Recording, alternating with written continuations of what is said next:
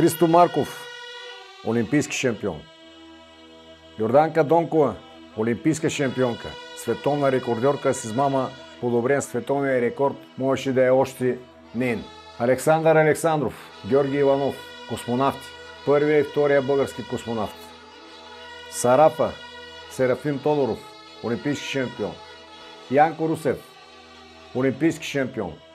Стефка Костадинова, световна рекордьорка, шампионка, олимпийска, световна и рекорда още и нейн. Така България имахме, такива бяхме.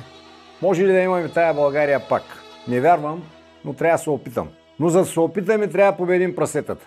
Как да ги победим прасетата? Има един човек, който застава, повежда Ивелин Михайлов и неговите хора.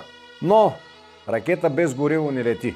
За да победим прасетата, аз предлагам всеки от нас, който се чувства българин, където и да е, България, чужбина, да купи по една книга от исторически парк. 2 книги, 3 книги, да подари. Книги, които са, когато България е велика, за българската история на България, за всичко българско и славно.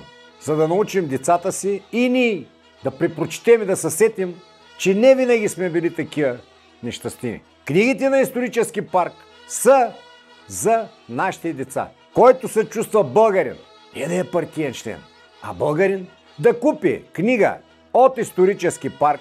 Искам да го направим като мисия.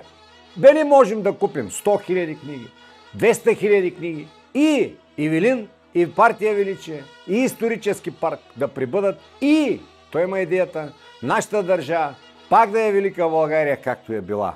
Не само при царите, а и тогава беше. Преди 35-6 години България беше световни рекорди, които ние го изтрихме. Ние изтрихме истинската си история. Призовавам всички, разпространете този клип. Знам, че душманите няма го направят. Знам, че оплашените ютубърщите няма го направят. Тиктокъри, миктокъри.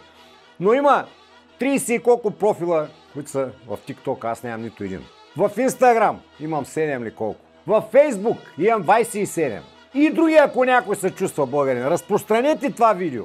И да купим книги от исторически парк, за да се опитаме да възродим България. Разпространяйте.